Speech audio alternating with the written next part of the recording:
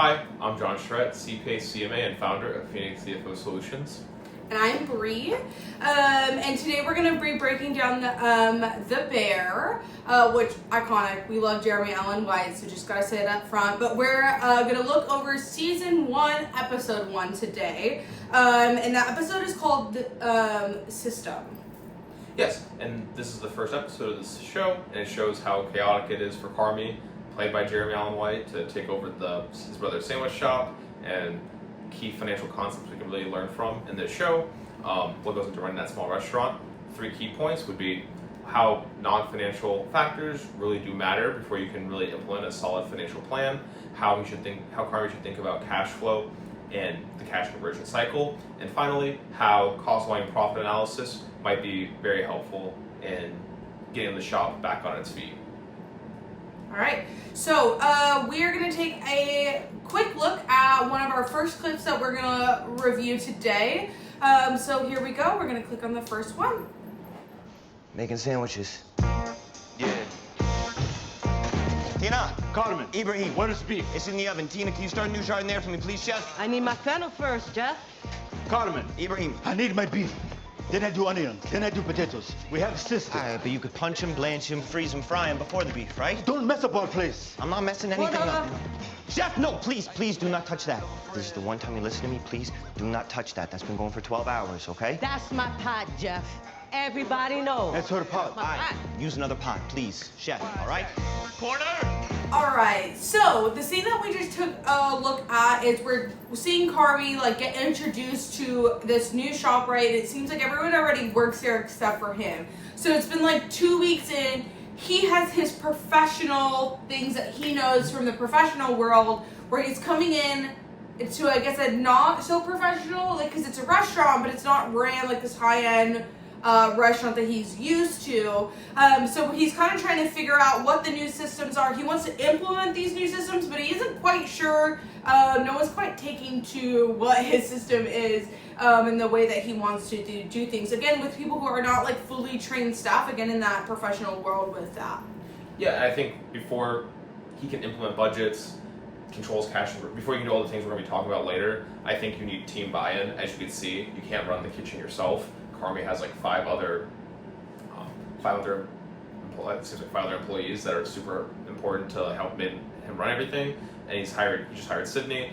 He's building his team, and he's trying to poo-poo Michael's system, saying Michael's system makes no sense. He's trying to be very, very authoritative, but that's not going to work.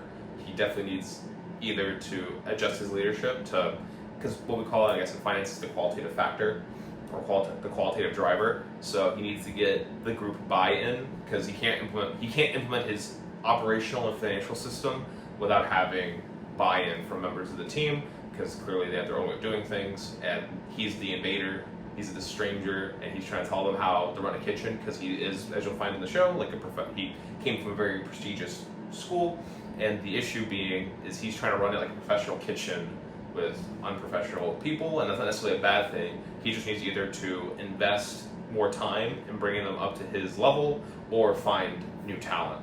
So that's kind of where he's at. Gotcha. But yeah, ideally he could bring people together, but if not, then he'll have to consider bringing in new people in. Gotcha. So we're going to take another look at how Carmy's doing when it comes to implementing all of this different stuff.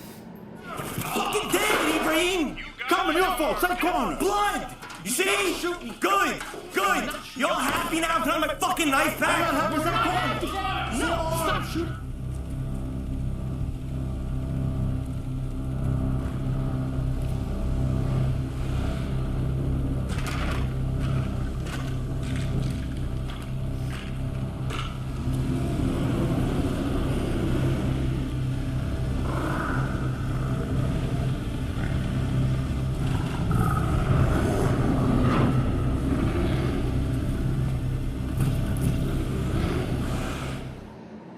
So the scene that we just looked at, right, Carmy is trying to implement all this stuff, and it's just not going the way that he expected. I think that he expected to come in here and be able to just kind of run things the way that he wanted to run things.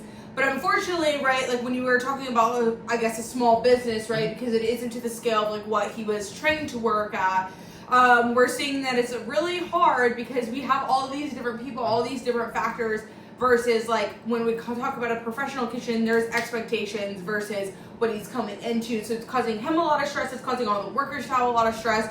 And we're starting to see the crash out happen of everyone together. So what, from a CPA lens, what needs to be going on here? Yeah, as a financial professional in general, I think leadership, as I've learned how to also grow my own business as well, I think probably for any small business leader, there's like the operational piece where you're like, I know how to do this, like as an employee, like I know how to do my job super well, why don't I just, start selling for myself? And that's kind of where now, not just being good at your job matters, but you need the leadership and buy-in. Carmy's a really good chef, as we'll find in the show, but he needs the rest of the team on board to make his vision happen. So he needs to work on that leadership and buy-in, and he can either do that by either replacing talent or training his talent. He'll have to figure out what works best for him. Gotcha. So he kind of has to balance the two things. Yeah, he's clearly like a mess. Like as you see the immense stress he's under to make, because the business is very at this point financially unviable. Yeah. So he'll definitely need to, as we just saw, is that he can't survive this way. Like no human outside of like Superman on TV can like handle the amount of stress that he's under. Yeah. To run the shop and then also train people. Yeah, it's just a mess. He definitely needs to work on his leadership and getting people bought in, and then or just hiring people. Gotcha. He'll have to figure that out for himself. All right, so we're gonna watch another clip of again how Carmy's doing, right? Like this is the whole thing that we're doing, is that we're watching him have to take over something that again, like how you said, he comes from the professional lens of doing the work, not necessarily running the work. So we're going to take another look at how Carmy is trying to, for finances wise, of how he's trying to deal with this. So let's take a look at another clip and see how he goes about that. Yeah. No, Wayne, that's really nice of you. Yeah, no, we're really grateful to still be open after everything. Yeah, so listen, I'm still trying to figure this place out. See how Michael was doing everything, and I want to get you your money. Yeah, no, I miss him too. Yeah. Okay. No, it's good. Yeah. Okay, thanks anyway. Yeah. All right, bye. All right, so we just watched Carmy seeing all of the things, right? From the bills to the late payments to vendors dropping off invoices and they're not getting paid, right? So we know this is not looking good for Carmy, right? We know he has the skills in the kitchen, but we're talking a whole other level of the side of business that he maybe doesn't have that strong suit with. So how, from a CPA lens, what I don't even know where to Carmy started here. Oh gosh, yeah. First thing first, I think we notice is the people problem. I mean, in terms of your business, your most important people are your customers, then your employees, and then your vendors. So you definitely want to keep those relationships right, because yeah, they're definitely important. They're really important people. You don't have a restaurant without food. Correct. You don't have food Not without good. food, without customers. You don't have a restaurant. You just have a building, basically. Yeah, a commercial building and a charity building, I guess. Yeah. So what would he need to do? But yeah, so after the people, I think he definitely needs some people management skills first. But after the people management piece is done, definitely working on stabilizing the bleeding, because cash is king. Like, you can be super profitable and still go broke because you haven't figured out your cash situation. Gotcha. It is a thing. So once that's stabilized, the people side, the next urgent step is cash flow, and the restaurant's bleeding money, as we can see, and we don't even really know how bad it is. Like, it's pretty bad, but we don't really know the full scale. So the tool you would apply here is your cash conversion cycle. The cash conversion cycle is the total time it takes for a business to turn the money it spends on supplies and inventory back into cash from sales. It is made up of 3 parts: days sales outstanding, how fast cash comes in after sales; next, days inventory outstanding, how long food stays in stock until it's sold; and then days payable outstanding, how long you can delay paying suppliers. For example, let's say Carmy's shop has customers who pay after about 5 days, because most pay cash, but some catering orders pay late. And then food that stays in stock for about 14 days, because he keeps 2 weeks worth of meat and bread. And finally, vendors who require payment within 7 days. If we add this together, the cash conversion cycle is 5 days plus 14 days minus 7 days, which equals 12 days. That means cash leaves his pocket 12 days before new cash comes in. For a struggling restaurant, that can quickly become a death spiral. If Carmy tightened inventory to 7 days and negotiated with vendors to pay in 14 days, his cash conversion cycle would shrink to -2 days. That flips the cycle. He would be getting paid before he had to pay others. In other words, he would be using vendors' money to fund operations instead of always being short on cash. This is why register controls and vendor negotiations are non-negotiables for him. 3 hours to open, chefs! Who are you yelling at, Carmy? There's like 4 of us in here. Now let me ask you something.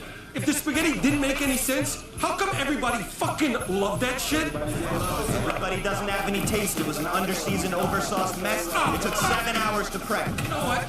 This shit right here made you pompous and delusional and a fucking gay rod. These guys, they taught you how to cook with ants, but none of these fuckwads taught you how to make a pasta. Why don't you know how to make pasta, Carmy? A, I know how to make pasta, Marcus. B, I hate to break your hearts, motherfuckers, but that gluey, mushy bullshit is not bailing us out this time. Ball breaker is facts raising plays to $1, so shut the fuck up. Who the fuck is fat? Tina, did you take my knife, chef? Did you take my pot, Jeff?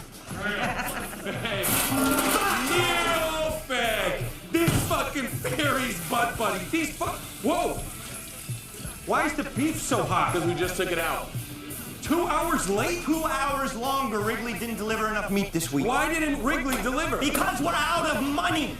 The only beef I could get was bone-in, which you have to break. All right, so we just watched how Carmy's in the kitchen, where well, everyone's in the kitchen, and chaos is happening.